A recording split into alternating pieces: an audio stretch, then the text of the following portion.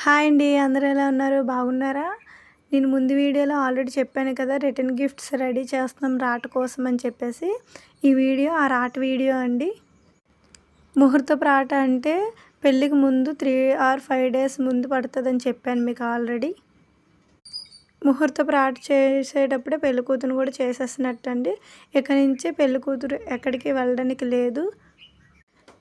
ఇలా పూజ అయ్యాక పెళ్ళికూతురికి వాళ్ళ పేరెంట్స్కి ఇద్దరికి కంకణం కడతారు. మళ్ళీ ఆ కంకణము పెళ్లిపీటల మీద పంతులు గారే తీసేస్తారండి. ఆ తర్వాత పూజ అక్కడ అవుతుండగానే ఇంకోవైపు ముత్తైదువులందరూ కలిసి రాటను రెడీ చేస్తున్నారు. ఈ రాటకి యూజ్ చేసేది ఈ రాట కోసమని నేరేడు చెట్టుని యూజ్ చేస్తారు.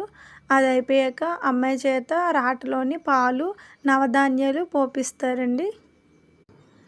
మాకు చిన్న ప్లేస్ అయిపోవడం జనాలు ఎక్కువైపోయారండి. దానివల్ల నేను వీడియో తీసుకోవడానికి అవ్వలేదు. కొంచెం గజిబిజిగా అయిపోయింది మొత్తం.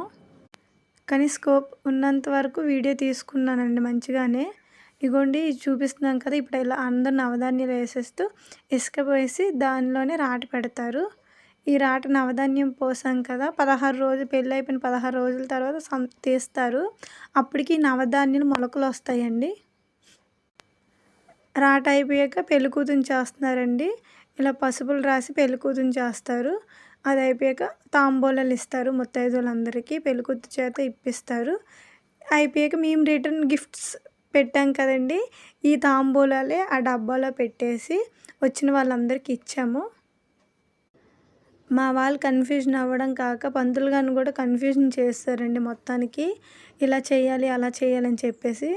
ఇకన మా వాడు డబ్బాలు పట్టుకొని రెడీగా ఉన్నాడు. ఎవరు వస్తారా ఇచ్చేద్దామా అని చెప్పేసి. ఓకే అండి. బాయ్. Thank you.